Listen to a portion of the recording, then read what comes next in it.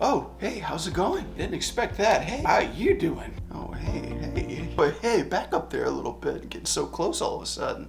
I'm taken. Welcome, guys and gals, to another episode of Inside iAnimate. We are continuing our series on camera plussing for your Games Workshop shot exclusively for Workshop 3. And yes, we are getting personal, up close and personal.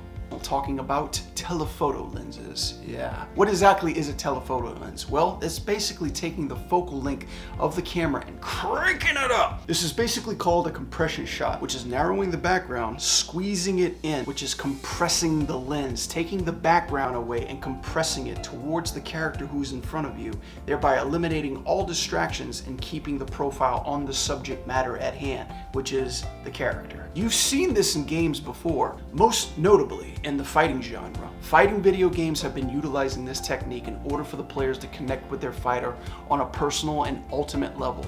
You ever try to ramp up for that super attack? Bam! Telephoto lens. Trying to go for an ultimate? Bam! Telephoto lens. Even when setting up for a victory pose or an intro, you're keeping your subject contained within the frame, anticipating the next attack, ramping up for the big ultimate. Vice versa. This camera language is also used as a big anticipation shot, a split-second moment where the player needs to choose what to do next. Just like the principles of animation, the camera is there also to use to anticipate the big action your character is about to take. I feel like we're getting closer with every episode. So hey, back up a little bit, okay? We're not that close yet, but we're pretty darn close. So again, with a quick demonstration, I'm going to show you how the telephoto lens will help the animation that you already have in your Games Workshop. Time for a demonstration.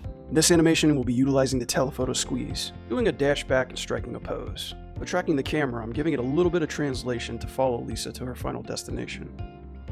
Landing in this position, I know this is where I want to squeeze in on her. I'm going to start my camera in a telephoto squeezed state and frame her in a way that I want the camera to end and start from reverse. So I'm increasing the focal length up and pushing in the camera, keeping to my rule of thirds and my dynamic pose. I want to get a good frame in on her, trying to avoid negative space but keeping the eye of interest. Now with that said, I'm scrubbing back and forth, making sure the transition's correct. Pretty cool so far. Now I'm playing with the ease in and ease out of the camera. Going back and forth, I'm trying to pinpoint her movement or where my camera is going to be moving. It's important to sync my camera movement as well as her movement. In the animation world, it breathes life into the shot. It makes it feel more intertwined and connected. Looking at it from a top view, I'm checking the arc to see where the camera is going in space. So for these type of shots, as far as telephoto lenses, wide-angle perspectives, or dolly zooms, if you're translating the camera as well as the focal length, most likely in your shot, the camera will be going off into space. So now I'm going to add a little bit more ease out.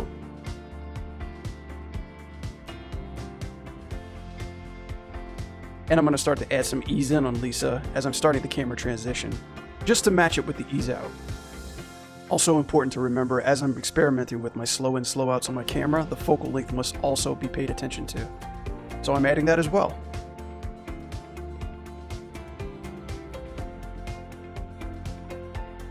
Trying to match them together, get that nice feeling of breathing. Working with my scale, I want to sharpen it up even further. Animation is pushing medium. Am I right, people? Now, looking at where Lisa is in space, I'm going to be looking at my camera and toggling it to the left a little bit. But before I do that, I want to make sure that my focal length has a nice ease in as well. Matching it to where the start of Lisa's animation is, I want to make sure that my focal length and translation are matching the exact moment that she's moving. And now what I'm going to do is just eyeball Lisa within the frame transition.